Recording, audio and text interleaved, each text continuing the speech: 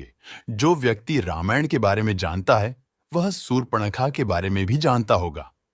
लेकिन क्या आप शूर्पणखा के माता पिता के बारे में जानते हैं? क्या आप जानते हैं शूर्पणखा के पति का क्या नाम था? क्या आप जानते हैं शूर्पणखा पहले भाई से बदला लेने की सोचा, क्योंकि शूर्पणखा का पति का वध रावण ने ही किया था। ना तो लक्ष्मण से नाक कटवाती और न ही रावण सीता को अपहरण कर ले जाता, ना ही राम लंका जाकर राक्षस जाति का विनाश करते। रावण के वध होने के बाद शूर्पणखा शुक्राचार्य के पास चली गई। शुक्राचार्य का आश्रम दक्षिण भारत में था। खरदूषण नामक राक्षस, जो रावण के ममेरे भाई थे, वह दंडकारण्य के अधिपति थे। इन सब की मृत्यु के बाद भी शुक्राचार्य विद्यार्थियों को विद्या प्रदान कर रहे थे। रावण की मृत्यु के बाद शूर्पणखा उनके पास जाकर अपनी राक्षस जाति के उन्नति और अयोध्यापति श्री राम से बदला लेने के लिए प्रयत्न करने को कहती है। इसके लिए वह कुछ भी करने को तैयार थी। शुक्राचार्य जी ने कहा, यहाँ का राजा सुग्रीव, लंका का राजा विभीषण और समस्त भारत के सभी राजा अयोध्या के राजा राम के अधीन हैं। सभी उनके भक्त हैं। उनके विरुद्ध यहाँ पर ना तो कोई कार्य हो सकता है। इसलिए हम लोगों को पूर्व दिशा में समुद्र के उस पार, जहां अभी तक आर्यों की सभ्यता का विकास नहीं हुआ है, लोग अभी भी कबीलों में रहते हैं, कच्चा मांस खाते हैं। उधर चलकर भगवान शिव की आराधना करने के लिए शूर्पणखा के साथ शुक्राचार्य मंत्र शक्ति से समुद्र पार करके पहुंचे, जहां के सभी लोग कबीलों में रहते थे। शुक्राचार्य की के बारे में सभी जानते हैं। वह सदैव अंधेरे अर्थात पाप को बढ़ावा देने वाले हैं। वह सदैव पापियों के मददगार रहे हैं। फिर शूर्पणखा तो उनके प्रिय शिष्य रावण की छोटी बहन थी। भला उसकी बात क्यों नहीं मानते? शूर्पणखा की नाक लक्ष्मण जी ने सीता जी का बचाव करते हुए नाक काट दिए थे। उसके बाद हमेशा अपना मुख ढक कर रखती थी। हालांकि वह सुंदर भी थी और साथ साथ माया भी जानती थी और कोई भी रूप ले सकती थी। उस समय वहां पर सैकड़ों कबीले थे। मनुष्य जानवरों की तरह इधर उधर जंगलों में भटकते थे और उनके सिर्फ दो ही काम थे। भूख लगे तो शिकार करके कच्चा ही खा जाओ और स्त्री देखते ही सहवास करना। शूर्पणखा के साथ शुक्राचार्य जी ने भगवान शिव की तपस्या शुरू कर दिए।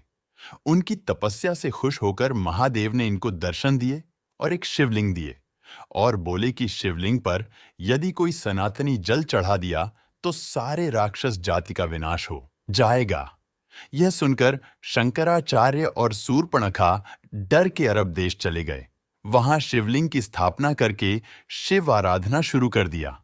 शूर्पणखा भी वहीं बैठकर श्रद्धा भक्ति के शिव मंत्रों का जाप कर रही थी। थोड़े दिनों में उधर से वहां के सबसे शक्तिशाली कबीले की टोली गुजरी, जिसका मुखिया एक आदम नाम का एक भयानक लंबा चौड़ा हष्ट पुष्ट शरीर का व्यक्ति था।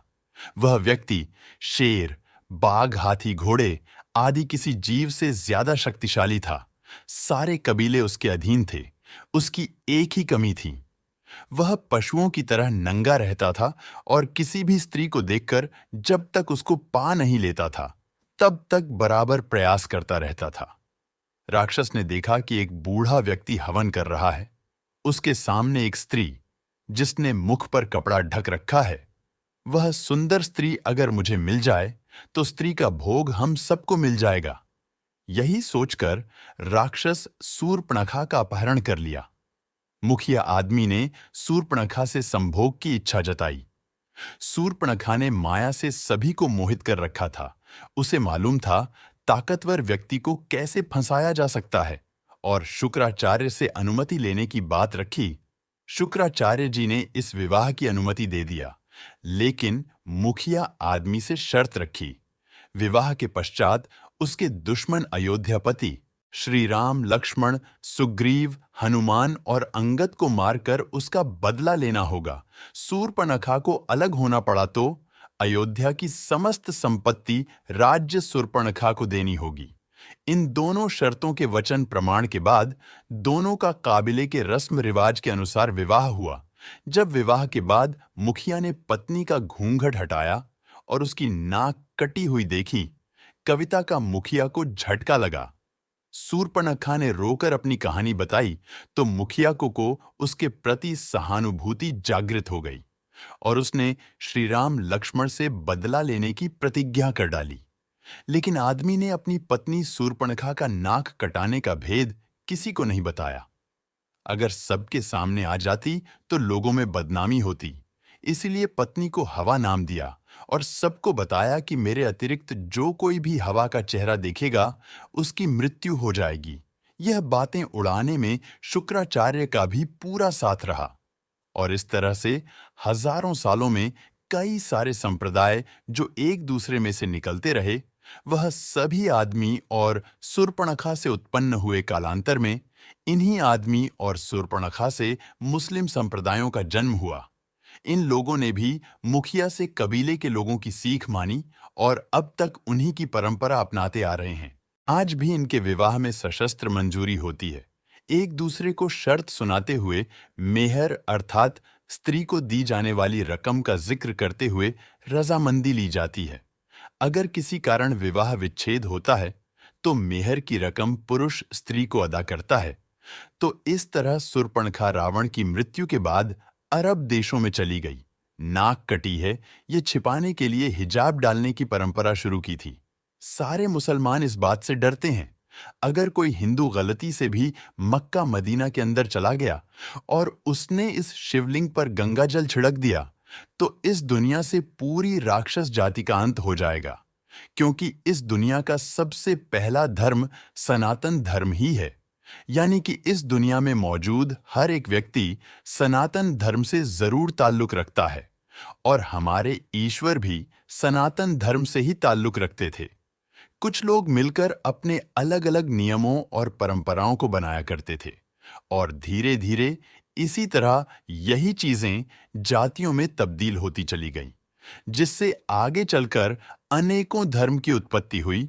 लेकिन मित्रों, इस्लाम धर्म की हकीकत पर आज भी कई हिंदुओं के द्वारा सवाल उठाए जाते हैं कि आखिर उन्हें मक्का मदीना के अंदर क्यों नहीं जाने दिया जाता है।